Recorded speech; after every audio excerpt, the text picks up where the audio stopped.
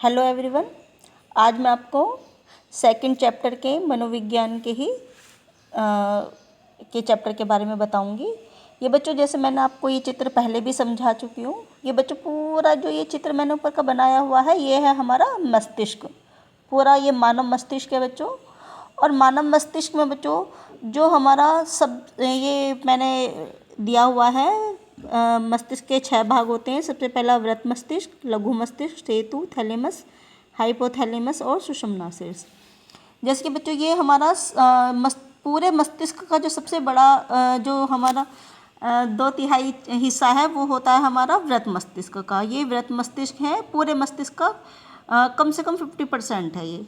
और हमारी जितने भी केंद्र होते हैं, ज्ञानेंद्रियों से संबंधित जो केंद्र होते हैं, हमारे सारे केंद्र हमारे वृत्त मस्तिष्क के अंदर ही होते हैं। जैसे मैं पहले बता चुकी हूँ, 5 ज्ञानेंद्रियों से संबंधित 5 केंद्र हो गए हमारे। उसके बराबर में साचार्य क्षेत्र, जो कि सूचनाओं को अर्थ प्रदान करने का कार्य करेगा। ये जो वृत्त मस्तिष्क है बच्चों, ये हमारी भौहों से लेकर और खोपड़ी के पीछे बीच तक हमारे स्थित है। ये हमारी भौहों से लेके खोपड़ी के पीछे बीच तक हमारा स्थित है। ये हमारा वृत्त मस्तिष्क, ये सबसे बड़ा भी और बहुत महत्वपूर्ण हमारा भाग है ये हमारे मस्तिष्क का। और बच्चों जैसे कि ये पहले बता चुकी है, हमारा सुषुम्ना है। सुषुम्ना के जस्ट ऊपर ये है हमारा सुषुम्ना शीर्ष, जो कि सुषुम्ना से मिलता हुआ है। सुषुम्ना शीर्ष सुषुम्ना का संबंध मस्तिष्क से जोड़ता है बच्चों।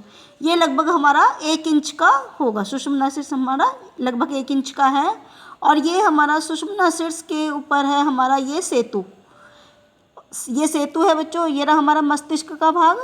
और ये हमारा 2 भागों में जो बटा हुआ है, ये हमारा लघु मस्तिष्क, जो कि 2 भागों में बटा हुआ है।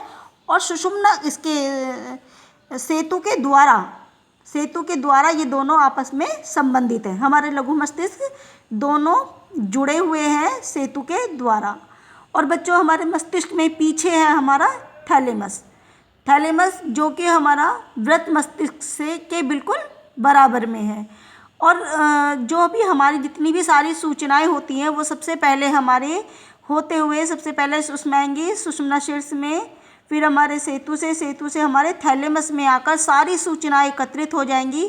फिर थैलेमस हमारा डिसाइड करता है कौन सी सूचना वृत्त मस्तिष्क के किस केंद्र में भेजनी है। जैसे कि दृष्टि से संबंधित होगी तो दृष्टि के क्षेत्र में, कान से संबंधित होगी तो सुनने के क्षेत्र में, त्वचा से संबंधित होगी तो त्वचा के क्षेत्र में, जीहा से संबंधित होगी तो यानी कि जिस भी क्षेत्र से संबंधित सूचना होगी, थैलेमस डिसाइड करके उस सूचना को वहीं पर भेज देता है। फिर उसी तरह मस्तिष्क का आदेश थैलेमस से आकर फिर वो बाकी को भेज देता है। और बच्चों उसकी जस्ट बराबर में है आपका हाइपोथैलेमस, जो कि पूरे मस्तिष्क का 1% है, बहुत इम्पोर्टेंट है, जो हमारे शरीर की पूरी गतिविधियों पर हमारा पूरा नियंत्रण रखता है बच्चों।